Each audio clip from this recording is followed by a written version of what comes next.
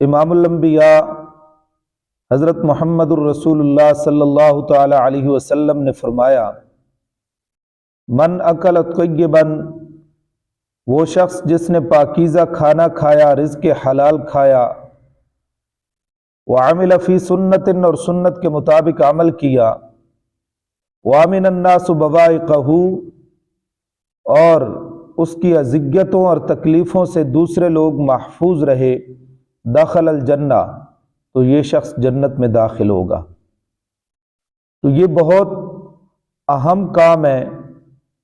اور اہم صفات ہیں کہ جن کی وجہ سے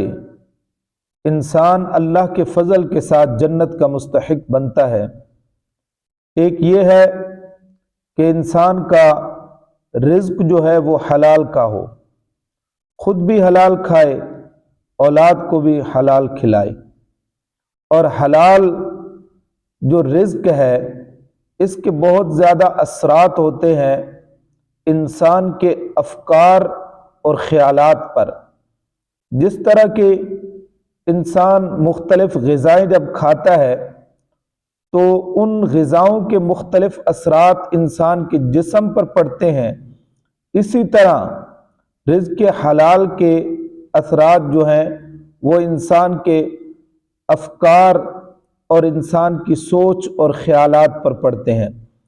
اگر رزق حلال کھاتا ہوگا اور اس کا پاکیزہ کھانا ہوگا، حلال کی روزی ہوگی، تو اس کی برکت یہ ہوگی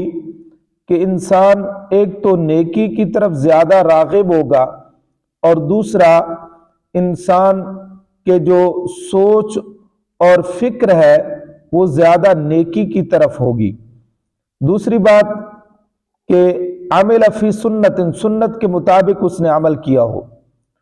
اور آپ جانتے ہیں کہ پیغمبر علیہ الصلوۃ والسلام کی سنت اور رسول اللہ صلی اللہ علیہ وسلم کے طریقے سے ہٹ کر جو انسان عمل کرتا ہے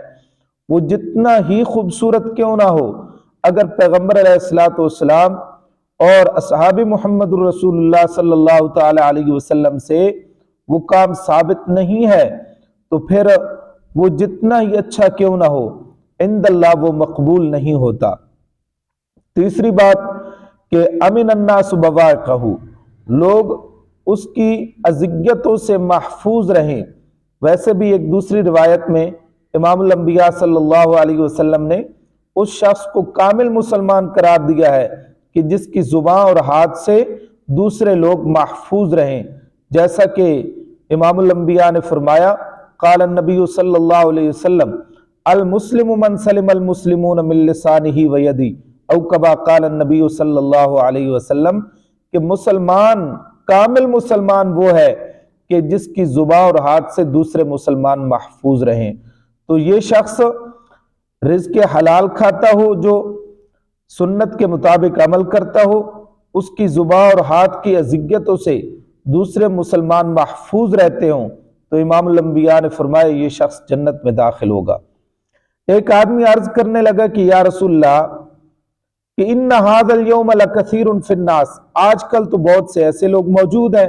رسول اللہ نے فرمایا سیکون فی قرون بعدی، میرے بعد بھی بہت سے ایسے لوگ آئیں گے جو رزق حلال کھائیں گے، سنت کے مطابق عمل کریں گے، اور ان کی زبان اور ہاتھ سے دوسرے لوگ محفوظ